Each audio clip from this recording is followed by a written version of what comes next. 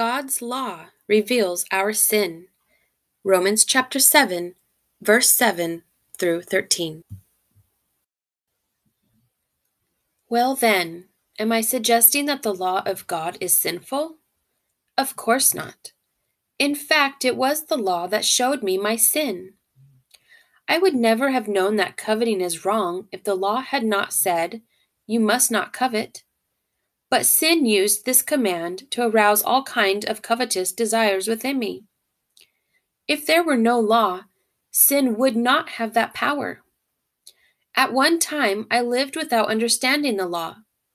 But when I learned the command not to covet, for instance, the power of sin came to life, and I died. So I discovered that the law's commands, which were supposed to bring life, brought spiritual death instead. Sin took advantage of those commands and deceived me. It used the commands to kill me. But still the law itself is holy, and its commands are holy and right and good. But how can that be? Did the law, which is good, cause my death?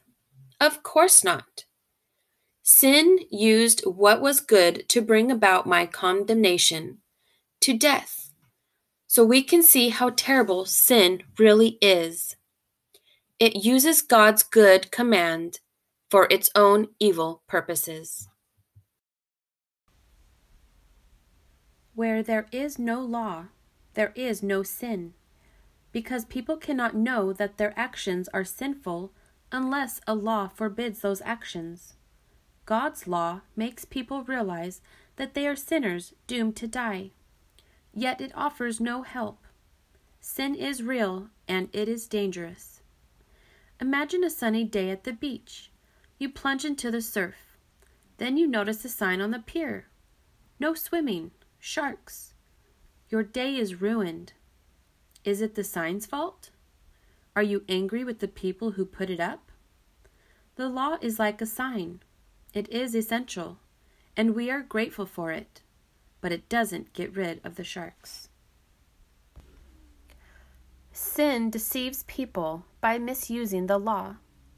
The law was holy, expressing God's nature and will for people. In the Garden of Eden, Genesis chapter 3, the freedom she had to the one restriction God had made. Ever since then, we have all been rebels.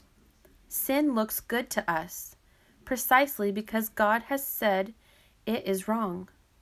When we are tempted to rebel, we need to look at the law from a wider perspective, in the light of God's grace and mercy. If we focus on His great love for us, we will understand that He only restricts us from actions and attitudes that ultimately will harm us.